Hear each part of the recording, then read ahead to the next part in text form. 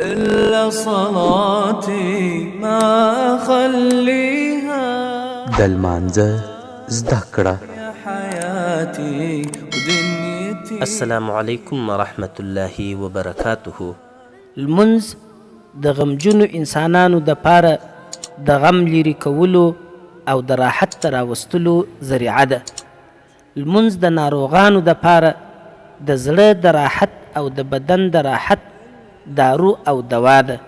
لمونځ د سترګو د خنکۍ او خوشحالۍ نسخه ده. ځکه نو د الله رسول صلی الله علیه وسلم حضرت بلال رضی الله تعالی عنه ته وایي اریحني یا بلال، ای بلاله و ما ته راحت راکړه، یعنی د لمانځه اعلان وکړه، د لمانځه غږ را باندې وکړه، د لمانځه موقع او فرصت راته تیار کړه. او په یو بل حدیث کې د الله رسول صلی الله علیه وسلم فرمایي قرة عیني فی الصلاة، زما د سترګو خنکي او یخني هغه په لمانځه کې ده. او دغه رنګه د الله د نبی صلی الله علیه وسلم په شان کې احادیث مبارکه دي.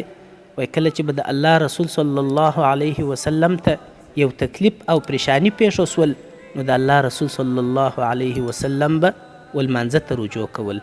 والسلام علیکم ورحمت الله وبرکاته. تعلیم الإسلام رادیو.